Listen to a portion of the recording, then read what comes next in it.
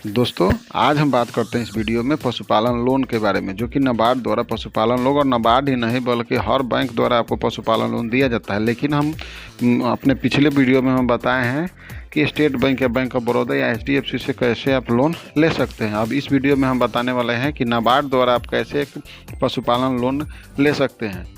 तो इस वीडियो में हम उसी पर विस्तृत चर्चा करते हैं।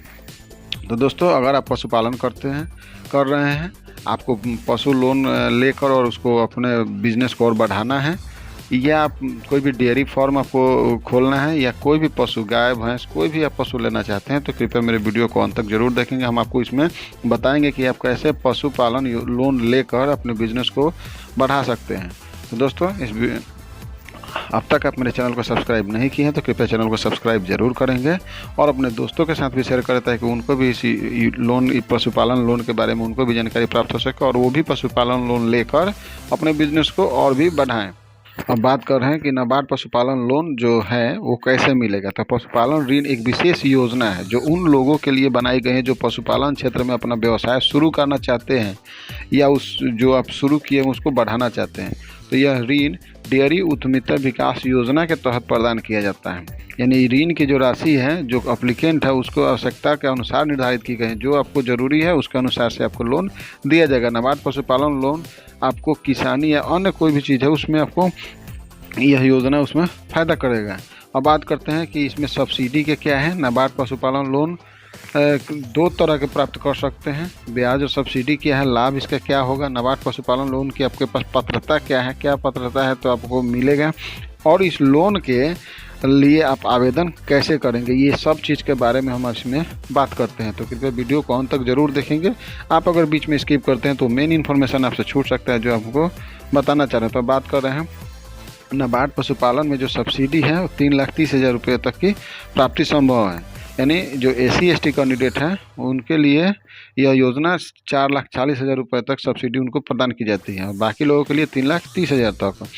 नाबार्ड जो पशुपालन योजना राशि बैंक द्वारा स्वीकार अगर कर ली जा रही है तो उसके लाभार्थी को 25%, लेकिन उसमें आपको खुद को देना है। मतलब कि अगर आप जो भी गाय खरीदने के लिए पैसा ले रहे हैं तो उसमें आपको 25% खुद का लगाना होगा, बाकी 75% आपको नाबार्ड जो द्वारा दिया जाएगा। दुग्ध उत्पादक की प्रोसेसिंग के लिए, दुग्ध उत्पादन की प्रोसेसिंग या उपकरण खरीदने के लिए, यानी कोई भी आपको अगर मशीनरी खरीदना है या उसमें प्रोसेसिंग यूनिट लगाना है तो उसके लिए भी आपको बैंक आपको लोन देगी।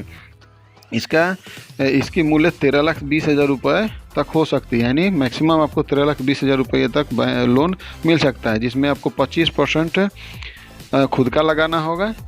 मतलब उसमें 3,30,000 रुपये आपका लगेगा, और उसके बाद बाकी सब पैसा आपको बैंक देगी। 12 लाख तक का जो ऋण आप प्राप्त कर सकते हैं उसमें 50% सब्सिडी भी मालूम शामिल है। मतलब कि आपको उसमें 50% सब्सिडी मिलेगा, 25% आपको देना है और बाकी आपको बैंक नाबार्ड लोन कर देगा, उसमें 50% आपको सब्सिडी मिल जाएगी। मतलब अगर आप जो लोन ले रहे हैं वो दो तरह से प्राप्त कर सकते हैं। पशु क्रय ऋण, यानी यह ऋण पशुओं की खरीद के लिए प्रदान किया जाता है, और डेयरी फार्मिंग के लिए इस ऋण से डेयरी फार्मिंग के लिए आपको जो भी उसमें ढांचा मतलब कि जो स्ट्रक्चर है, चाहे उसमें मशीनरी है, वो सब के लिए आपको लोन प्रदान किया जाता है। नाबार्ड पशुपालन ऋण योजना के अंतर्गत ऋण की ब्याज दर 6.5% से 9% प्रति वर्ष है। ऋण की वापसी की अवधि 10 साल तक होगी। मतलब आपको अगर लोन ये नाबार्ड द्वारा मिल रहा है तो 6.5 से 9% आपको सालाना ब्याज लगेगा, और इसका जो 10 साल तक आपको देना है। SC/ST के लिए 33.33% सब्सिडी और बाकी के लिए 25% तक की सब्सिडी प्रदान की जाती है नाबार्ड द्वारा। अब बात करते हैं कि उसके लाभ क्या है। यह योजना ग्रामीण क्षेत्रों में रोजगार पैदा करने के लिए बहुत ही बड़ी योजना है।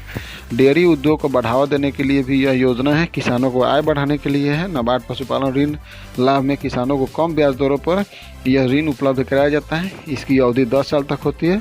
यह योजना पर ऋण पर सब्सिडी भी प्रदान की जाती है। नाबार्ड किस तरह का ऋण उपलब्ध नहीं करता, बल्कि ग्रामीण विकास में बैंकों को पुनर्वित्त प्रदान करते हैं। तो दोस्तों, एक बात और हम आपसे बताते चलते हैं कि अगर आप यह जो ऋण मिल रहा है आपको पशु खरीदने के लिए अलग, आपको इसमें ये नहीं कि हम आपको बताए हैं कि पशु ऋण अलग हो गया और डेयरी के लिए अलग हो गया। दोनों अलग अलग चीज़ें हैं।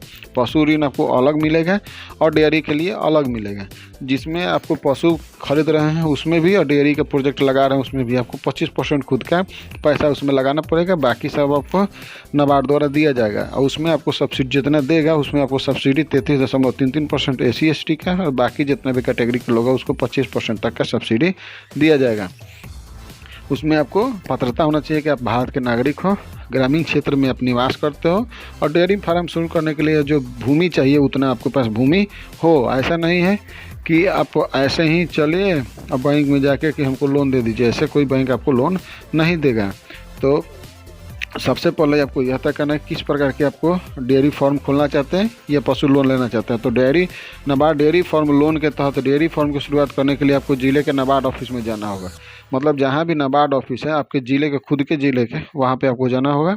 और आप छोटा डेयरी फार्म खोलना चाहते हैं तो उनके नज़दीकी बैंक में जाकर उससे आप बात कर लें कि हमको बैंक जो भी, मतलब जो आपके नज़दीकी जो बैंक है उस बैंक से आपको पहले टाई अप करना होगा कि आप बैंक वाला आपको लोन दे।